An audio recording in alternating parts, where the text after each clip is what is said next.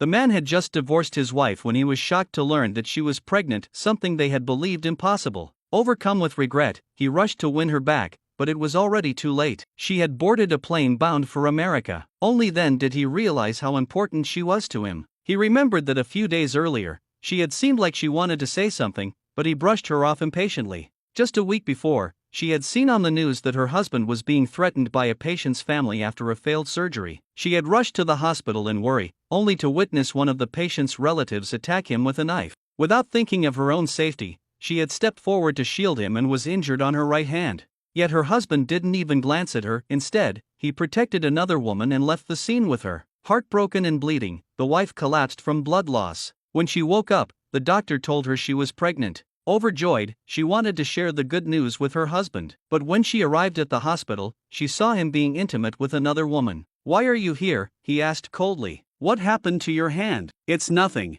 she said. "If it's nothing, go home. I'm busy. I have something to do." She watched him leave, wondering what the past 3 years of marriage had even meant. She had once been from a wealthy family, refined and admired, but for love she had given it all up, even going against her father's wishes to marry him. To protect his pride, she had resigned from her beloved job as a cardiac surgeon and devoted herself to being a housewife. Now she realized how foolish and naive she had been. When she returned home, she calmly asked for a divorce. Confident in her love for him, her husband thought she was just being emotional and agreed without hesitation. On the day of the divorce, he even mocked her. "You're just being dramatic. You'll come running back once you calm down." "Do you still think I'm just throwing a tantrum?" she asked. "What else? You have no family, no job. Where can you even go after the divorce?" he replied. "So that's what you think of me? Don't worry, I'll move out soon." When she actually packed her things and left, he couldn't believe it. "You're really leaving?" "Yes. Please move aside. We're divorced now."